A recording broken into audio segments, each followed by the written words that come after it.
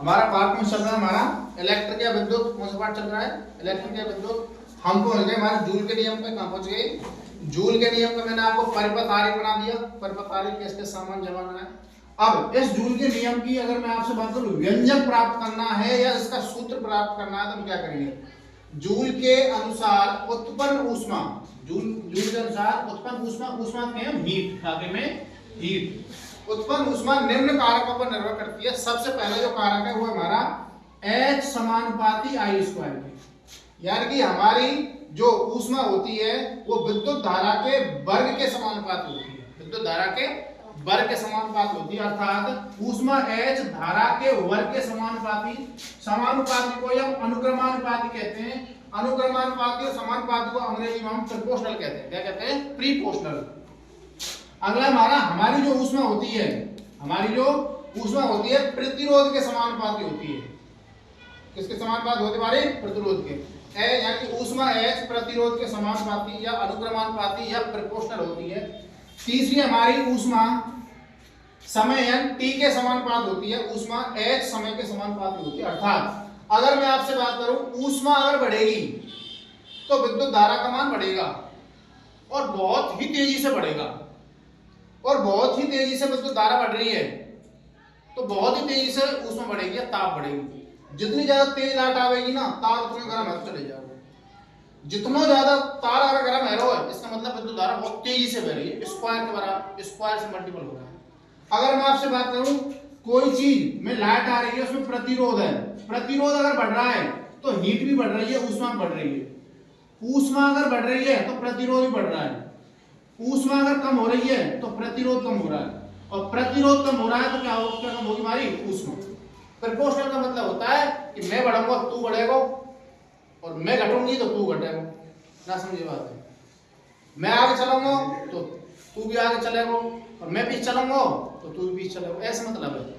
मतलब समानुपाती का मतलब ये होता है अगर H बढ़ेगा तो R भी बढ़ेगा, R बढ़ेगा तो H भी बढ़ेगा, और H घटेगा तो R घटेगा, और R घटेगा तो H घटेगा। ये चिन्ह का मतलब ये रहेगा। आई बात समझ?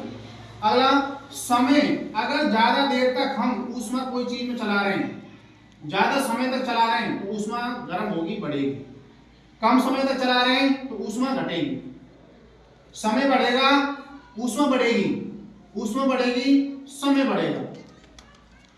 कोई चीजें तुम जैसे लोहे की कील है, एकदम नए ताकि करवा लाइटर दे या माचिस सीखते और लगातार आप कील पे आंच लगा के रखो तो जितना तेज जाएगी वो छोड़नी पड़ेगी, उंगली जल लग जाएगी। यानी जितना समय ज्यादा तक लगाओगे वो चीज उतनी ही ऊष्मा युक्त हो जाएगी। अब H समानुपाती I स्क्वायर, H समानुपाती R के, H समानुपाती T के, यहाँ पे भी H, यहाँ पे भी H, यहाँ पे भी H, तो मैंने एक H ले लियो। इन तीनों समानुपाती में तो एक समानुपाती ले लियो। I स्क्वायर गुणा R गुणा T, तो हमारे पास हमको I स्क्वायर R T। या समानुपाती के चिन्ह हटावे को एक स्थिरांक लेंगे या तो नियतांक बोले। क्या बोले वाते? नियतांक। समानुपाती के चिन्ह हटावे को एक नियतांक लेना पड़ा है, वो हम ले लियो कौन के, कौन ले लियो के। तो H बराबर किससे होया? के I स्क्वायर R T। क्या होया? H बराबर के I स्क्वायर R T। कार्य में हमारा जूल का नियम रहेगा। अर्थात जूल के नियम में जो ऊष्मा जो होती है वो विद्युत धारा के वर्ग के, प्रतिरोध के और समय के तीनों के गुणनफल के बराबर होती है। नियतांक का गुणा किया जाता है। तो अगर मैं k का मान 1 ले लूं तो क्या हो जाएगा? ये 1 हो जाएगा, कितना हो जाएगा? I square R T। अर्थात H बराबर किसके? I स्क्वायर R T के। इसे ही जूल का नियम कहते हैं। इसे हम क्या कहते हैं?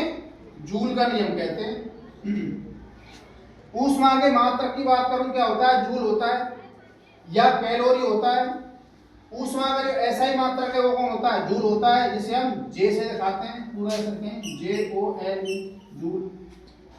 कैपिटल J से लिखते हैं। क्वेश्चन दिया हमने किसी 4 ओमेगा प्रतिरोधक से प्रति सेकंड 5 एम्पियर की धारा प्रवाहित हो रही है।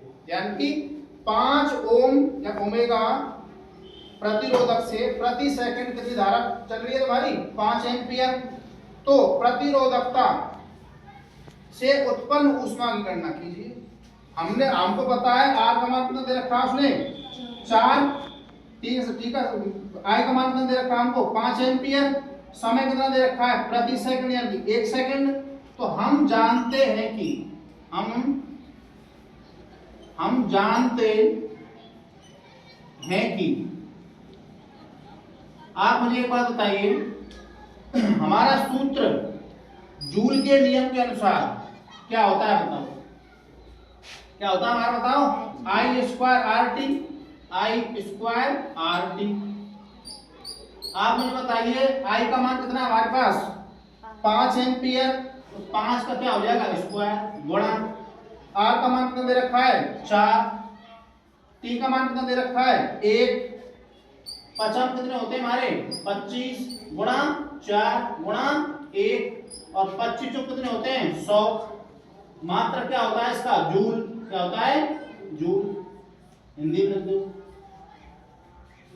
ऐसा सवाल आएगा आपको, आर को मान देगो,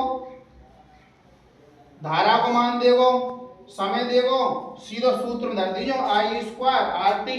आई का मान कितना है 5, 5 का स्क्वायर कितना होता है 25 गुणा 4 गुणा 1, 25 और कितने होते हैं 100। मात्र क्या होता है जूल। बाकी नेक्स्ट